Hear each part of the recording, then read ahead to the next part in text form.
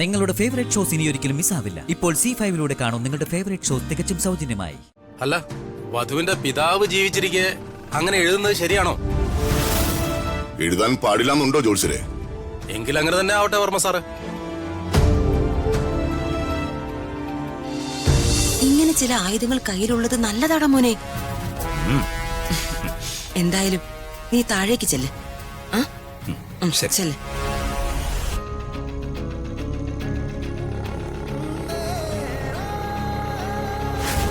ഇന്ന് എന്റെ മകളുടെ വിവാഹ പത്രിക കുറിക്കുന്ന ചടങ്ങടക്കാൻ പോവാ.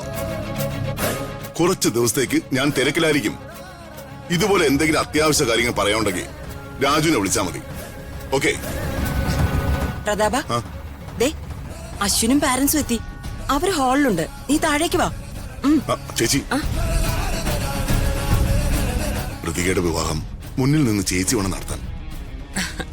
നീ ധൈര്യമായിട്ടിരിക്കും പ്രതാപ. ഒന്നിനും ഒരു കുറവും വരുത്താതെ ഈ ചേച്ചി നോക്കിക്കോളാം. പോരെ?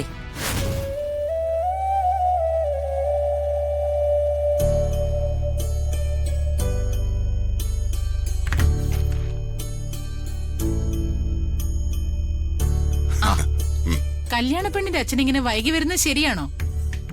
ചെക്കന്റെ അമ്മ നേരത്തെ വന്നിട്ട് പെണ്ണിന്റെ അച്ഛനെ കുറ്റം പറയുന്നത് ശരിയാണോടോ പരമേശ്വര? തിരുവായ്ക്ക് എതിർവായില്ലെന്നല്ലേ, അതുകൊണ്ട് തൽക്കാലം ഞാൻ മൗനം പാലിക്കുന്നു. ഒറ്റ ഉത്തരം കൊണ്ട് രണ്ടുപേരും തൃപ്തിപ്പെടുത്തി. അത് നീ കുറപ്പായി. അല്ല, എവിടെ എന്റെ ഋതുമോള്? ഋതുമോളെ ഞാൻ ഇപ്പൊ വിളിച്ചിട്ടാ ചേച്ചി. അവിടെ ഇറങ്ങി വരുവാമേ. എന്താ നടക്കാൻ പോകുന്നേന്ന് കാണാം. അമ്മാവൻ അവള് പറഞ്ഞെല്ലാം കേട്ടോന്നോർത്ത് അവൾ ഇറങ്ങി വരും. അമ്മയുടെയും മോന്റെ സംസാരം കണ്ടാൽ അറിയാം എന്തോ പ്ലാൻ ചെയ്യാണെന്ന്. ഇന്ന് അവരുടെ ഒരു ഉദ്ദേശവും നടക്കരുത്.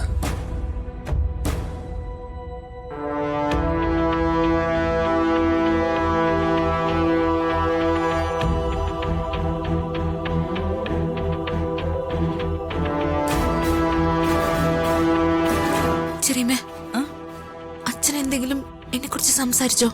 ഇല്ലല്ലോ. എന്താ മോളെ? അച്ഛൻ ദേഷ്യത്തിലാണോ? അല്ലല്ലോ. എന്തെങ്കിലും കുഴപ്പമുണ്ടാക്കിയോ മോള്? ഇല്ല ചെറിയമേ. എന്നാ വാ. ഋതുമോള് വന്നല്ലോ.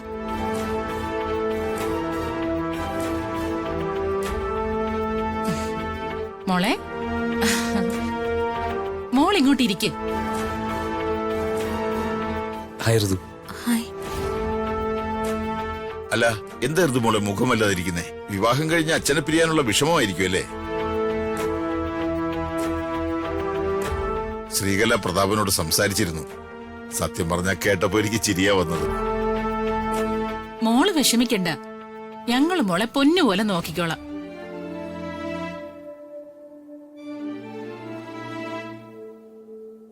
അച്ഛനെന്താ ഒന്നും മിണ്ടാത്തത്? ഞാൻ അത്രയൊക്കെ പറഞ്ഞിട്ടും അച്ഛനൊന്നും അറിയാത്തത് പോലെ ഇരിക്കുന്നത് എന്താ? ജോത്സ്യരെ, എല്ലാം ശ്രീകലയും പരമേശ്വരനും പറയുന്നത് പോലെ 3 മാസത്തേക്കൊന്നും പോവാൻ നീട്ടിവെക്കേണ്ട കാര്യമില്ല. വലിയ ദോഷങ്ങളൊന്നുമില്ലാത്ത ഏറ്റവും അടുത്തുള്ള തീയതി നമുക്ക് നിശ്ചയിക്കാം. എന്തു പറയുന്നു? അങ്ങനെ ആവട്ടെ വർമ്മ സാറ്.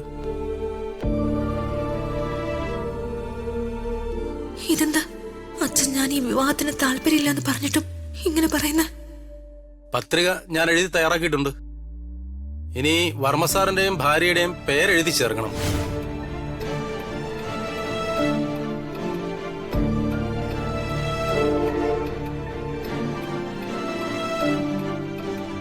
അതിവിടെ നേരിട്ട് ചോദിച്ചിട്ട് മതിയെന്നാണ് പരമേശ്വരൻ സാറ് പറഞ്ഞത്.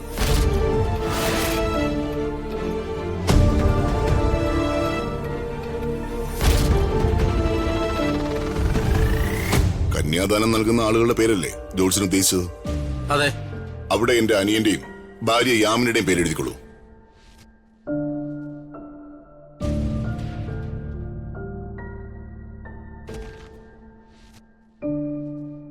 ശേഖരവർമ്മ, യാമിനി വർമ്മ.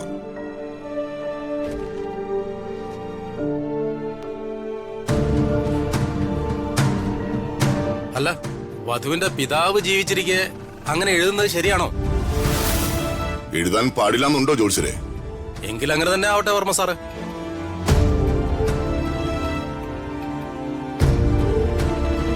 ഈശ്വര.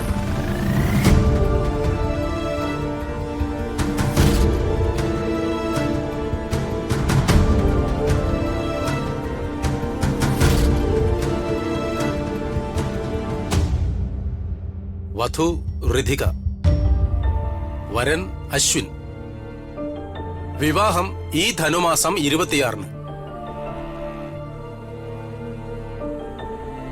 രാജു, ഋതിക മാഡം, ഈ ദക്ഷിണ ജോത്സ്യർ കൊടുക്കൂ. ചെല്ലുവാനെ നീ കൂടെ ചെല്ലേ.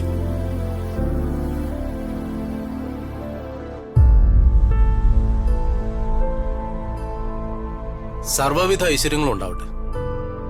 ഇനി രക്ഷിതാക്കളുടെ അനുഗ്രഹം കൂടി വാങ്ങിച്ചോളൂ.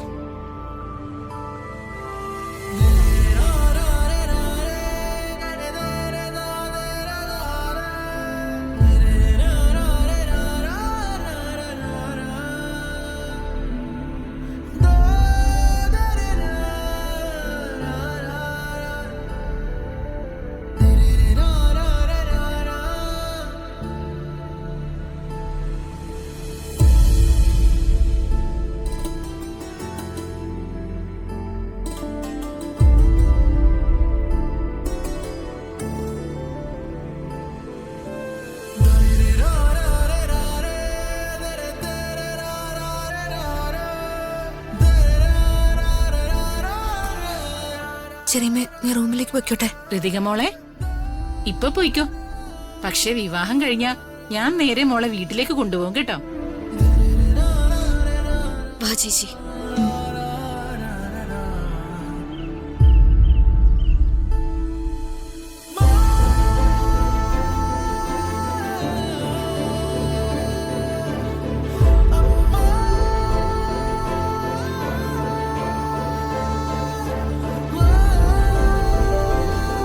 ഋതിക മാഡം, ഞാൻ ഹാപ്പിയായി. കാണാതെ പോയ വള അശ്വിൻ സാറും അച്ഛനും അമ്മയൊക്കെ വരുന്നതിന് മുമ്പ് തിരിച്ചു കിട്ടി. നിശ്ചയ ദിവസം ഉണ്ടായതുപോലെ പ്രശ്നങ്ങളൊന്നും ഉണ്ടാവാതെ വിവാഹ പത്രികയും വായിച്ചു. അടുത്തത് നിങ്ങളുടെ മാരേജ്. ഇതുവരെ ഈ നാട് കണ്ടിട്ടില്ലാത്തത്ര ആഡംബരമായി മാഡത്തിന്റെ വിവാഹം നടക്കും. എല്ലാം മേൽനോട്ടം നടത്തുന്നത് ഞാനായിരിക്കും കേട്ടോ. അപ്പോ മാഡം എനിക്കിട്ട പേര് കറക്റ്റ് ആവും, കല്യാണരാമൻ. അശ്വിൻ സാറിന്റെ വീട്ടിലേക്ക് പോകാനുള്ള തയ്യാറെടുപ്പുകളൊക്കെ തുടങ്ങിക്കും.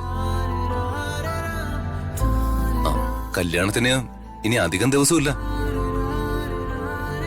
ഇടയ്ക്കൊക്കെ എന്നെ ഫോണിൽ വിളിക്കണേ ഋതിക മാഡം.